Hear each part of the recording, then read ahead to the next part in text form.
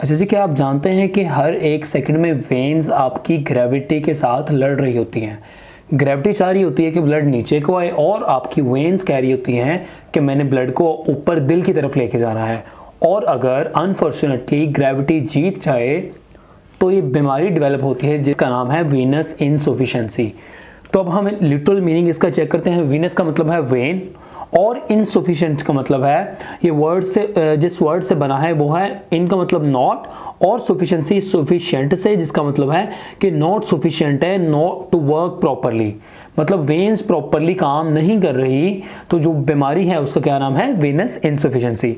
हम इसको बारी बारी डिस्कस करते हैं। सबसे पहले इंट्रोडक्शन में कहता है क्रॉनिक वेनस इनसफिशिएंसी एक प्रोग्रेसिव डिजीज है, वॉल की डिसऑर्डर है। ठीक है, वेल्वुलर डिसऑर्डर है, प्रोग्रेसिव मतलब आहिस्ता आहिस्ता डेवलप होती है, जिसमें क्या होता है इंपेयर्ड वीनस रिटर्न होता है। जो वीनस रिटर्न है वो नॉर्मल नहीं होता। ठीक है, तो अच्छा, तो क्या क्या हो सकता है जिसकी वजह से वीनस रिटर्न इम्पेयर्ड होता है? या तो वॉल्वुलर इनकम्पिटेंस होते हैं, या जो वॉल होते हैं वेन्स के वो इनकम्पिटेंट होते हैं, या कोई ना कोई ऑब्स्ट्रक्शन होती है जो रोक रही होती है। क्या होता है कि वीनस हाइपरटेंशन, अगर ब्लड रुक जाएगा तो वेन्स में क्या होगा? हाइपरटेंशन डेवलप हो, जिससे ये सिम्टम डेवलप होंगे। इनको हम आगे डिटेल से डिस्कस करते हैं। तो अगली चीज है एनाटॉमी।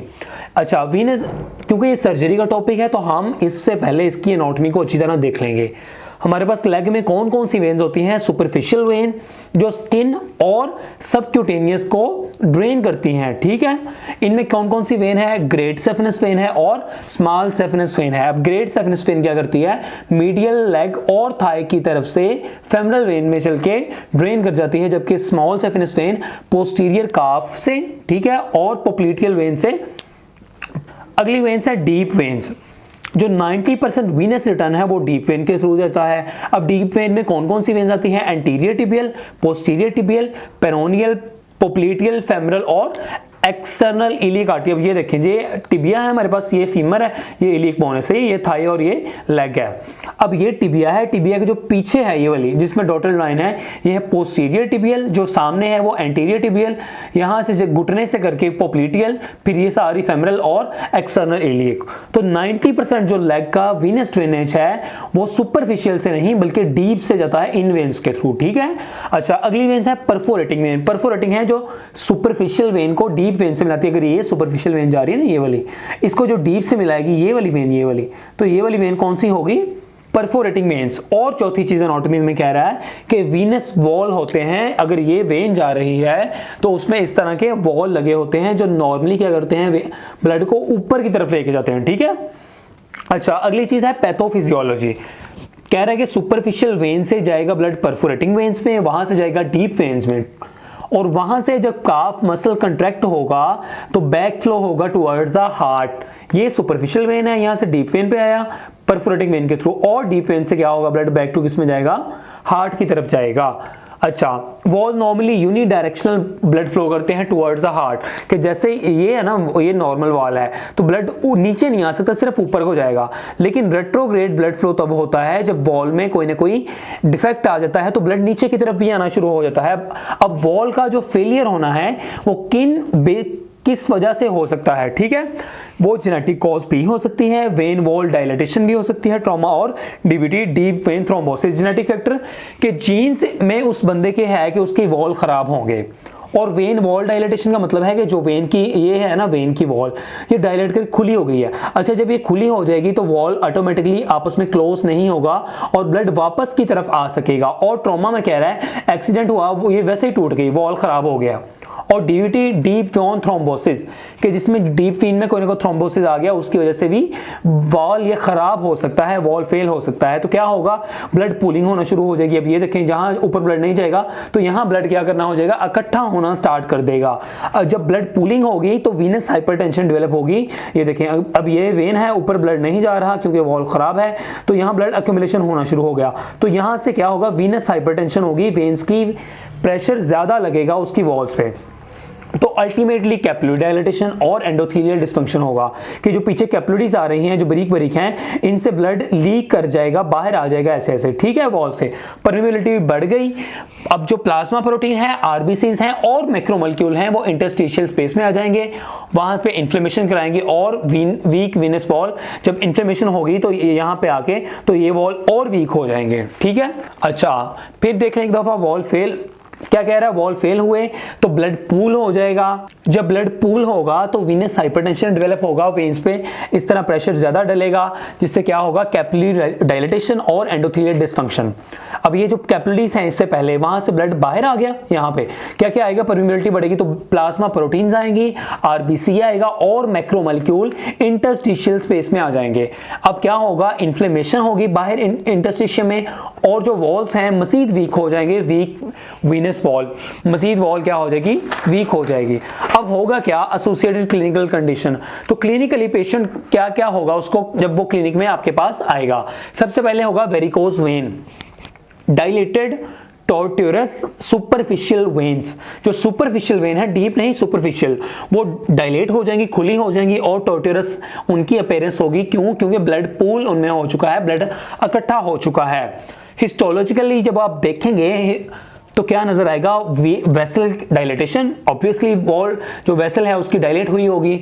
इंटीमल हाइपरप्लेसिया, उसकी इंटीमा बड़ी हुई होगी, हाइपरप्लेसिया उसका डेवलप होगा, फाइब्रोसिस हो सकती है, कैल्सिफिकेशन होगी और कैल्सिफिकेशन डेवलप हो सकती है, ठीक है।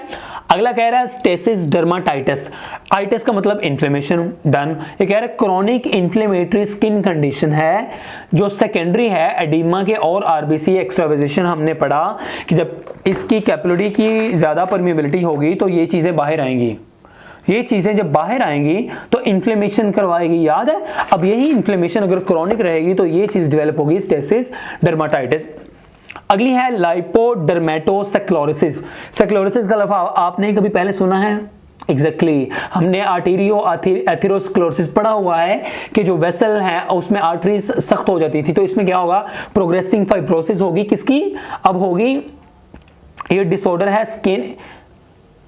अच्छा, अब कह रहा है कि प्रोग्रेसिव फाइब्रोसिस होगी, ये डिसऑर्डर है जिसमें स्किन की और सबक्यूटेनियस की, स्किन और सबक्यूटेनियस की फाइब्रोसिस हो जाएगी। तो इसमें होगा क्या, सबक्यूटेनियस फाइब्रोसिस होगी, फैट नेक्रोसिस होगी, डर्मल चेंजेस होंगी, और इसकी जो अपीयरेंस होगी जैसे होगी जैसे इन्वर्टेड शैंपेन है, जैसे शराब की बोतल उल्टी हो ना, तो जिस तरह वो दिखाई देती है इस तरह करके ये दिखाई देगा, लाइपोडर्मोस्क्लेरोसिस। अगला है वेनस अल्सर, कि वेन्स का अल्सर बन जाएगा, ये क्रॉनिक पेनफुल कंडीशन है तो इससे अल्सर डेवलप होगा, इसमें माइक्रो सर्कुलेशन होगी। मीडियल मेल्यूलस, हमेशा ये कभी लेटरल की तरफ नहीं होगा, मीडियल मेल्यूलस होगा, जब हम पीछे पढ़ के आए हैं पिछला टॉपिक उसमें लेटरल की तरफ था। जो शैलो होगा, बहुत डीप नहीं होगा, ऊपर ऊपर स्किन पे होगा, इरेगुलर होगा और इरिथमेटस स्किन होगी। अच्छा, रिस्क फैक्टर क्या है इस डिजीज के होने के? स्ट्रक्चरल मैकेनिकल कंप्रोमाइज, जैसे कि एज रिलेटेड वॉल डिजनरेशन है, डीवीटी, डीप थ्रोम्बोसिस है और कंजेनिटल मेल फॉर्मेशन है।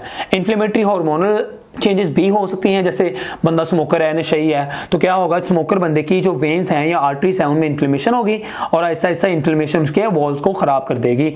ईस्ट्रोजन हार्मोन कर सकता है, लाइफस्टाइल में ओबेसिटी और इमोबिलिटी। पेशेंट आपके पास प्रेजेंट कैसे करेगा क्लिनिक में, इट्स वेरी वेरी इंपॉर्टेंट। सबसे पहले लेग हैवीनेस, इचिंग, फटीग, वो बोलेगा मेरी टांगे भारी होती हैं, मुझे इचिंग होती है और मुझे थकावट हो जाती है, मेरी टांगे थक जाती हैं। जो वर्सन खराब होती हैं जब मैं खड़ा होता हूं और मुझे आराम मिलता है, इंप्रूव होती हैं जब मैं एलिवेट करता हूं या वॉक करता हूं। क्यों? क्योंकि जब पेशेंट एलिवेट करेगा तो ब्लड इसको जब टांग को ऊपर उठाएगा तो ग्रेविटी की वजह से खुद ब खुद ब्लड हार्ट की तरफ चला जाएगा, ग्रेविटी का कोई ऐसा इफेक्ट नहीं होगा। जबकि अगर पेशेंट वो खड़ा रहेगा तो सारा ब्लड नीचे का आएगा। ये ना मोस्टली अगर पेशेंट बताए कि मैं एक वॉचमैन हूँ, सारी रात खड़ा रहता हूँ तो मुझे रात को दर्द होती है, जबकि मैं अगर टांगे ऊपर कर दूं मुझे ठीक हो जाता हूँ, इंप्रूवमेंट आती है। दूसरी इसकी प्रेजेंटेशन है डायलेटेड सुपरफिशियल वेन। अब जो सुपरफिशियल वेन है उसकी डायलेटेशन दो तरह की हो सकती है, जहां उसकी टेलेंजेक्टेसिस एंड रेटिकुलर वेन। ये स्मॉल जो वेन है ना सुपरफिशियल, अगर स्मॉल होंगी तो ये कंडीशन होगी, अगर लार्ज होंगी और पाल्पेबल वेन होंगी, ऐसे हम हाथ लगा सकते हैं, तो क्या वो कंडीशन होगी, वेरिकोस वेन। यहाँ पेशेंट प्रेजेंट करेगा ये जो हम चीजें पढ़ के आ चुके हैं, स्टेसिस डर्मेटाइटिस, लाइपोडर्मोस्क्लेरोसिस और एट्रोफी ब्लैंक। ये क्या है एट्रोफी ब्लैंक? इसमें एट्रोफिक प्लैक बनते हैं पाँव पे, मैं पिक्चर साथ ऐड कर दूंगा, आप देख लीजिएगा। और वीनस अल्सर भी उसको हो सकता है, जो हम पढ़ के आ चुके हैं। अब डायग्नोसिस आप किसका किस तरह बनाएंगे? डायग्नोसिस का क्लिनिकल बेस्ड सबसे पहले होगा, आपके पास पेशेंट क्लिनिक में आया है तो आप क्लिनिक में यहाँ हिस्ट्री ले सकते हैं, यहाँ फिजिकल एग्जामिनेशन कर सकते हैं, ठीक है। आप क्लिनिक में तो कोई टेस्ट नहीं ना करा सकते, तो हिस्ट्री में आप पूछेंगे कि लेग हैवीनेस है, इचिंग, वर्सनिंग विद स्टैंडिंग, और ये जो हम पढ़ के पहली चीज आ चुके हैं, सही है। और फिजिकल एग्जामिनेशन में आप असेस करेंगे साइन कौन से, वेरिकोस वेन के साइन, और जो दूसरे साइंस होंगे जैसे कि वीनस अल्सर ना हो, लाइपोडर्मोस्क्लेरोसिस ना हो, वो चीज हम असेस करेंगे किसमें, फिजिकल एग्जामिनेशन में।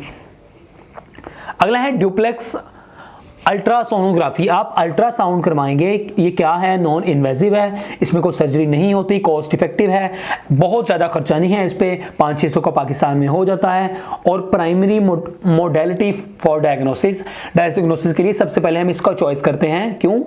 इससे हम क्या क्या पता चलेगा, वीनस एनाटॉमी के जो हमारी वेन्स हैं वो हैं किस तरह की, और कंप्रेसिबिलिटी आया कि वो कंप्रेस हो रही है, उसकी कंप्रेसिबिलिटी क्या है, और फ्लो डायनामिक, उनमें ब्लड किस तरह फ्लो हो रहा है। अगला है एडवांस इमेजिंग, जिसमें हम सीटी और एमआर वीनोग्राफ करवा सकते हैं, कैथेटर बेस्ड वीनोग्राफ भी करा सकते हैं, जिसमें कैथेटर जाएगा और बताएगा कि भाई यहाँ से वॉल खराब है। अब इसकी हम मैनेजमेंट कैसे करेंगे, आप पेशेंट का इलाज कैसे करेंगे? पहले तो सबसे करते हैं जनरल कंजर्वेटिव मेजर, जिसमें आप बोलते हैं कि भाई लेग एलिवेशन करो, अपनी टांग को ना ऊपर करो। क्यों? क्योंकि टांग ऊपर होगी इस तरह तो ब्लड नीचे पूल नहीं होगा ग्रेविटी की वजह से, वापस चला जाएगा। दूसरा है कंप्रेशन थेरापी, आप बोलेंगे कि 30 mm ऑफ एचडी से ज्यादा प्रेशर इस पे डालें। जब ये देखें ना यहाँ से वेन आ रही है, तो जब इस पे प्रेशर साइडों पे आप डालेंगे तो वेन ब्लड ऑटोमेटिकली इसमें से ब्लड ऊपर को चला जाएगा वापस हार्ट की तरफ। तो ये भी इसका हल है, जिसमें आप स्टॉकिंग या रैप्स की मदद से प्रेशर इस पे डाल सकते हैं। अच्छा, ये अवॉइड करना है अगर आर्टीरियल इंसफिशिएंसी है ना, अगर आर्टरीज खराब हैं और आपने जोर से पट्टी बांधी तो ब्लड तो नीचे को नहीं आएगा, तो चांसेस होंगे कि ये वाला पार्ट ही गैंग्रीन हो जाए। तो इसलिए आपने अवॉइड करना है आर्टीरियल इंसफिशिएंसी में। इसके लिए आप क्या करेंगे कि सबसे पहले उसका एंकल ब्रेकियल इंडेक्स फाइंड कर लेंगे, जो हम पिछले टॉपिक में पढ़ चुके हैं। अगला है लाइफस्टाइल मॉडिफिकेशन, आप बोलेंगे एक्सरसाइज करो, वेट लॉस करो। स्किन केयर में इन्फेक्शन रिस्क को कम करना है, जो वीनस पीछे था ना, वीनस अल्सर, उसमें हम इन्फेक्शन का रिस्क हमने कम करना है। अगली चीज है वेरिकोस वेन। अब वेरिकोस वेन को कैसे ट्रीट करना है? एंडोवीनस थर्मल एब्लेशन। ये क्या है कि हम वेन्स में एक कैथेटर इंसर्ट करते हैं, जैसे ये वेन है, इसमें बारीक सा कैथेटर इंसर्ट करेंगे, और थर्मल का मतलब है टेम्परेचर की मदद से इसको बंद कर देंगे। जब ये बंद हो जाएगी तो ब्लड इस वेन से जो ऊपर को है इससे नहीं जाएगा, डीप वेन से जाएगा, तो ऑटोमेटिकली जो वीनस वेरिकोस वेन है वो खत्म हो जाएगी। तो मैकेनोकेमिकल एब्लेशन हो सकती है, हाई रिस्क होती है ये वाली, और साइनोक्राइल एडहेसिव भी आप यूज कर सकते हैं। ये क्या है? एडहेसिव का मतलब है ग्लू। सिंगल आप ग्लू की मदद से यहाँ पे ग्लू इंसर्ट कर देंगे तो जी क्या होगा कि ये आर्टरी ऑब्वियसली ये वेन बंद हो जाएगी और ब्लड यहाँ से नहीं जाएगा, अंदर से डीप वेन से वापस जाएगा। अगर उसको स्टेसिस डर्मेटाइटिस है, उसको मैनेज करेंगे लो टू माइल्ड टॉपिकल कॉर्टिकोस्टेरॉइड से, वेट ड्रेसिंग से। अगर लाइपोडर्मेटोस्क्लेरोसिस है तो आप कॉर्टिकोस्टेरॉइड देंगे, क्योंकि इन्फ्लेमेशन उसकी कम की जा सके। अगला है वीनस अल्सर। अगर अल्सर है, उसको जख्म है, तो आप डिब्राइडमेंट करेंगे, जख्म से कोई डेब्रिस वगैरह निकालेंगे और इन्फेक्शन कंट्रोल करेंगे, उसको एंटीबायोटिक वगैरह दे देंगे। इसकी कॉम्प्लिकेशन क्या डेवलप हो सकती हैं वीनस इनसफिशिएंसी की? एक तो रिकरेंट सेलुलाइटिस हो सकता है, बार बार सेलुलाइटिस हो सकता है, इन्फ्लेमेशन ऑफ स्किन हो सकती है। रिकरेंट अल्सर हो सकता है, बार बार उस बेचारे को जख्म हो सकता है। क्रॉनिक पेन हो सकती है, रोज वो पेन से गुजरेगा। फंक्शनल इंपेयरमेंट होगी, वो काम वगैरह नहीं कर सकता। सुपरफिशियल थ्रोम्बोफ्लेबाइटिस हो सकता है, और डीप वेन थ्रोम्बोसिस उसको हो सकता है।